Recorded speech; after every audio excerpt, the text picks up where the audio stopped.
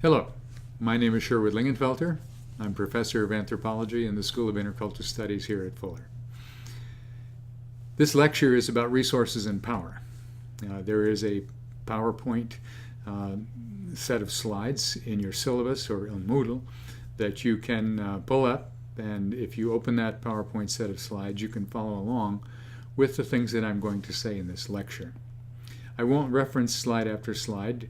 You can see as I move on in the topic that how the topic changes. In looking at this particular set of material, I've summarized in the PowerPoint the learning goals that we have not only for these lectures but for this section of the course. We want you first of all to understand yourself, then we want you to begin to understand how others are different, and then we want you to add to your own cultural repertoire.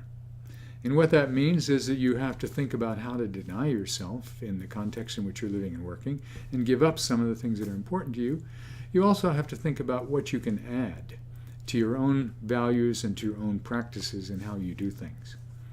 In the case study for this session this week, we're going to be looking at two cultures in conflict in North Africa occurring sometime in the year 2000.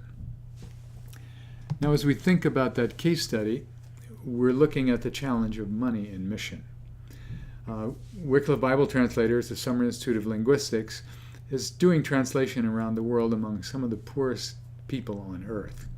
I personally have had the opportunity to work in 16 different branches of SIL, and I've lived in 7 different village allocations alongside the translators.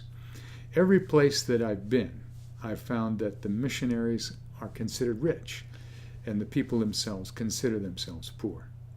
This concept of rich and poor comes primarily because of money. If we look at the case study in the PowerPoint slides, money is power. Mamadou, who is the African national, is one who sees wealth in terms of people, in terms of the land that they have, in terms of food available to support the people and families, and in terms of whether they have adequate housing. Many of these African people have more than the U.S. urban poor, but not in terms of dollars.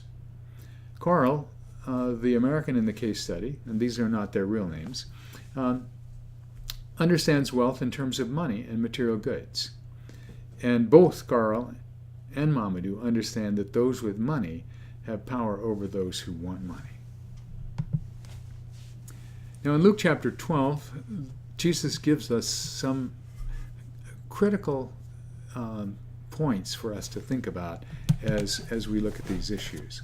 I'm going to read Luke chapter 12, verses 13 and following. Someone in the crowd said to him, "Teacher, tell my brother to divide the inheritance with me." Jesus replied, "Man, who appointed me a judge or arbiter between you?" Then he said to them, "Watch out. Be on your guard against all kinds of greed. Life does not consist in an abundance of possessions."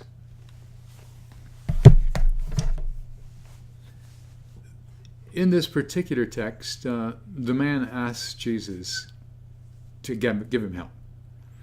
His older brother controls the inheritance. He's obviously a younger brother, and he wants his part. And the older brother who has power will not give it to him. And so he asks Jesus to intervene on his behalf, open the door, and give him the resources that he wants. Jesus refuses to do so, says, "Who's made me the arbiter between you?" But then he goes on and he warns him, and he warns us. Be on guard against all kinds of greed. A man's life does not consist in the abundance of his possessions.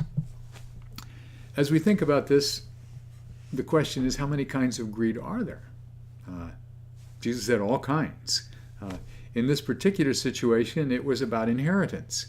But obviously, there are other issues about which one can be greedy. In this situation, the brothers were quarreling over their shares, and the elder denied control to the younger. In missions, what are our quarrels? And what do we control? And why do we argue about these things? If you look in the case study, you will see that Carl and Mamadou are struggling about greed. And it's not necessarily about money, but each of them has something that they want to control, and each of them has something that they would really like the other to let go of. So our quarrels. Who controls the wealth of our projects? Who is the older or younger brother in our exchanges? These are important questions for us in missions. Luke gives us some advice on how we ought to handle these things in the words of Jesus. In Luke chapter 12, verse 29 to 34, Jesus says this, "Do not set your heart on what you will eat or drink, and do not worry about it. For the pagan world runs after such things, and your Father knows that you need them. But seek his kingdom, and these things will be given to you as well. Do not be afraid, little flock. Your Father has been pleased to give you the kingdom. Sell your possessions and give to the poor. Provide houses for yourselves that will not wear out, a treasure in heaven that will never fail, where no thief comes near and no moth destroys. For where your treasure is, there your heart will be also." This is a very difficult passage for all of us. I don't know of anyone who sold their possessions to give to the poor. I find it very difficult and challenging to give to the poor. We think, what are they going to do with it? Some poor man comes up to you at a gas station and asks you for $1. Well, I don't want to support your drinking habit. Jesus challenges us to think this through and to provide purses that will not wear out. In this case study, we have conflict about resources. And Luke gives us further advice in Luke 6:38. He says, "Give and it will be given to you, a good measure, pressed down, shaken together, and running over, will be poured into your lap. For with the measure you use, it will be measured to you." Now, as you look at this case study of Carl and Mamadou, look carefully at the measures they're using against one another, because it's the measure that they're using that bounces back on them. For you to analyze this case, I need to take a little bit of time and talk about power. I'm going to use two definitions of power. One is given by my colleague at Fuller Theological Seminary, Marguerite Schuster, in a book that she published in 1987. She says that power is all about control, and that human beings use their will to engage whatever structures are around them to produce something that they want to happen in the world. I'll say it again. We use our will to engage whatever structures are available to us to produce what we want to happen in our world.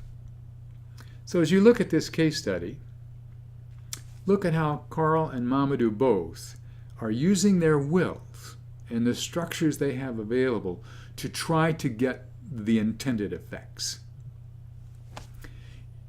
We, Schuster says, usually seek meaning and significance in the use of power. Somehow who we are and how we esteem ourselves is linked to whether we have power or whether we do not. So as you think about this, think about Carl and Mamadou struggling for their own significance, struggling for meaning in their particular context. Now there's an anthropologist by the name of Richard Adams who's given us a little bit of a different definition of power. Adams says that power happens when one person controls a resource that's valued by another.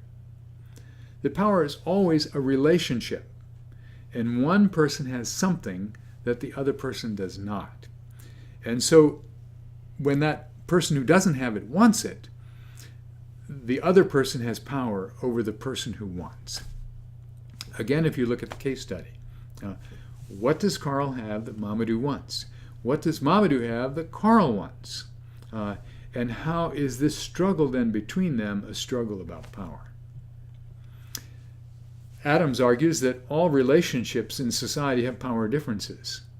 That whether it's in the family, whether it's in community, whether it's in a classroom, whether it's just in friendship, all relationships have some difference in terms of who has power, who controls something that we want. And so in looking at this, control is really a crucial aspect of power. I also want to talk about power seeking.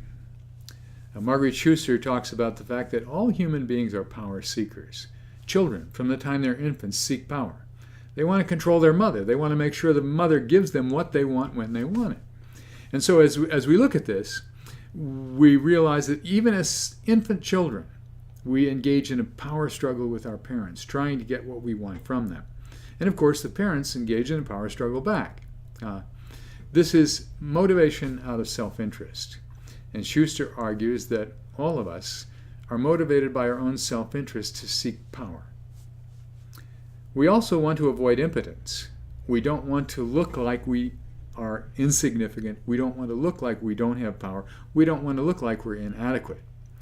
And so we seek power to control things. We also seek power to keep from looking like we're powerless and like we have lack the ability to engage people with some degree of strength. Schuster goes on to say that evil is the devil spoiling what God has made. And what does that mean? What she's basically saying is that God has given us will, and God has given us structures of relationship in family and in society, and the devil moves into that will and into those structures and spoils it, distorts it, turns it to something that is selfish, self-centered, and that rejects the will of God in our lives. And so as we look at this, when we are engaging in conflict that really is against Christ, the energy for that conflict comes from Satan. It comes from the enemy. It comes from our leaving the will of God and moving into something that gives us our will. Schuster goes on to say that when we allow this kind of distortion to enter into our life, the devil is pushing us to seek something that is a lesser good. You know, Christ calls us to follow him. God gives us some basic plan for us to live lives that are pleasing to him. The fruits of the Spirit lay that out very clearly for us. Love, joy, peace, long-suffering, gentleness, goodness. Those are the kinds of things that God wants in our lives.